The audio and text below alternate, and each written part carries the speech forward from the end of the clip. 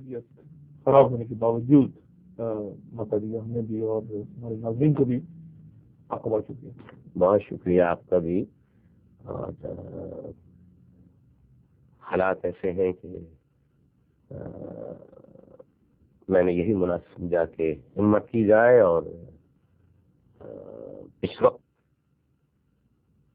ملک کو جن باتوں کو جاننے سمجھنے کی ضرورت ہے، اس موقع کو کسی طرح بھی جانے نہ دیا جائے۔ اچھا الطاف حسین صاحب، اس وقت جو ہے ظاہر ہے کہ پورا خطہ، پاکستان اس خطے کا حصہ ہے، بلکہ پوری دنیا ایک عجب صورتحال سے گزار ہے، اور آپ کی یہ گفتگو جس وقت ریکارڈ ہو رہی ہے اور جسے ہمیں جائے گی، اس وقت تک عراق کے معاملے پہ بہت سی صورتحال جو مزید واضح ہو چکی ہے۔ آپ کیسے دیکھ رہے ہیں کہ جو کچھ عراق میں ہو رہا ہے یہ کیا ہے، اور کیا اس کا پاکستان پہ کوئی اثر پڑے گا؟ شاہد صاحب، آپ تو خود بہتر تجزیہ کرتے رہے ہیں، جس سے عوام، خاص طور پہ آپ کا جو پروگرام ہے اس کے ذریعے سیکھ بھی رہے ہیں۔ آپ کی ریسرچ بہت اچھی ہے، آپ زیادہ بہتر جانتے ہیں، لیکن کسی بھی چیز کو جاننے کے لیے، یا آج کے ہونے والے واقعے یا کل،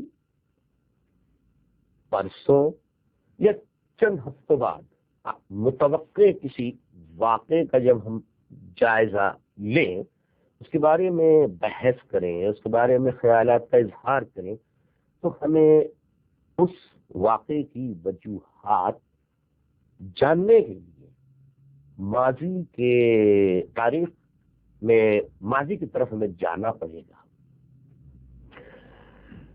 دیکھیے، جنگ عظیم اول اور جنگ عظیم دوم، first world war, second world war کے بعد دنیا میں طرح طرح کی تبدیلیاں آئیں، بہت سے ممالک ٹوٹے، بہت سے ممالک وجود میں آئے، اور آہستہ آہستہ دنیا میں دو بڑی طاقتیں جو ہیں وہ پہلی دوسری جنگ عظیم کے بعد ابھر کر سامنے آئیں۔ ایک رشیا، سوویت یونین، دوسرے یونائٹڈ اسٹیٹس آف امریکہ۔ اور یہی کہا جاتا تھا کہ دو سپر پاورز ہیں اور دنیا کے فیصلے کرنے میں ان کا بہت بڑا اہم کردار ہوتا ہے۔ اب دونوں سپر پاورز نے اپنے اپنے مفادات کے لیے اپنے اپنے الائز، اپنے اپنے حلیف، اپنے اپنے دوست تلاش کیے اور ان سے تعلقات قائم کیے۔ اس طرح دنیا دو بلاک کے اندر تقسیم ہوئی۔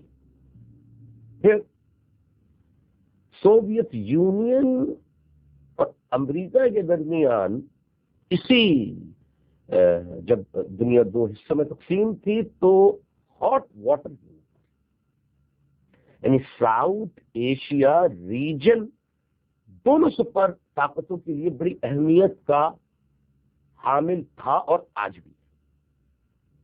تو دونوں سپر پاورز کی کوشش یہ تھی کہ وہ ہاٹ واٹر تک نہ صرف پہنچے بلکہ وہاں پر اپنا اثر رسوخ بھی قائم کرے۔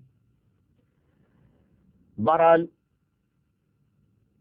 کولڈ وار کا پھر دور شروع ہوا۔ اس کولڈ وار میں دنیا دو ہی حصوں میں تقسیم تھی۔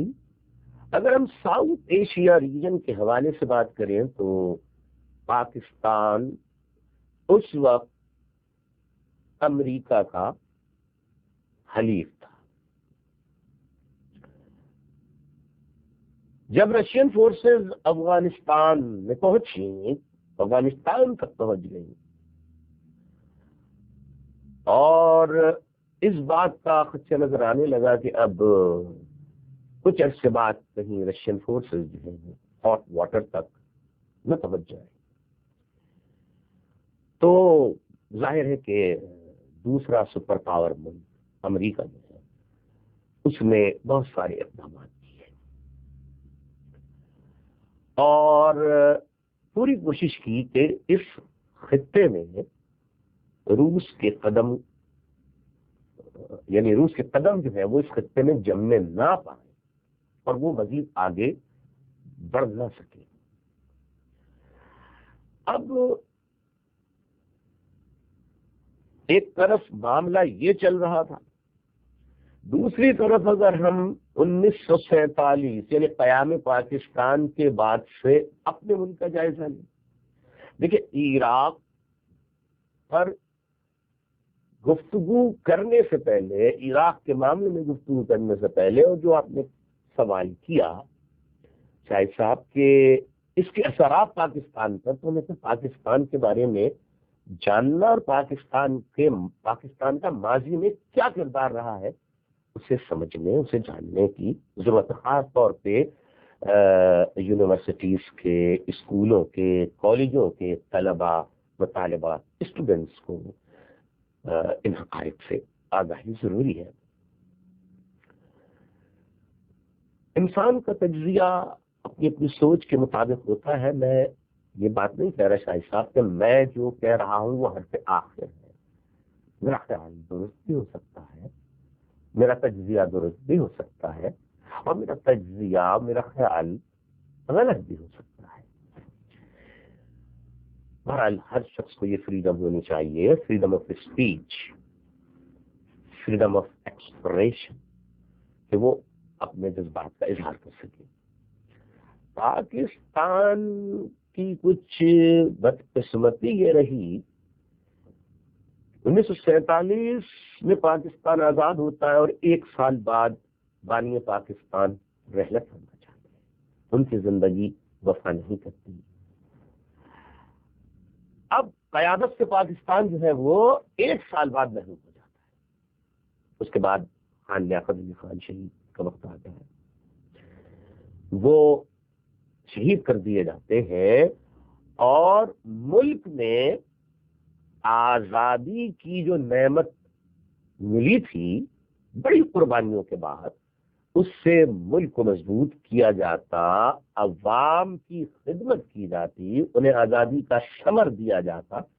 اس کے بجائے چند خاندانوں نے قبضہ کر کے اقتدار کی رسا کشی کی خاطر ملکی مفاد کو داؤ پہ لگا دیا، اور ان کا جینا، مرنا، ہنسنا، کھانا، وطن کے لیے سوچنا، بات کرنا، وہ سب جب آپ اس پر گہرائی میں نظر ڈالیں گے تو اس کا مقصد اقتدار کا حصول ہی آپ کو نظر آئے گا کہ کس طریقے سے پاور ان کے پاس آئے.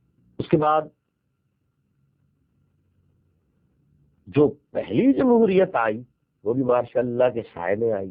بدقسمتی سے ہمارے پہلے منتخب وزیر اعظم،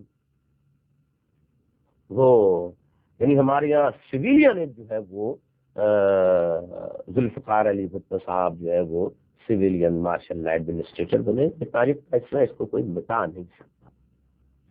ابھی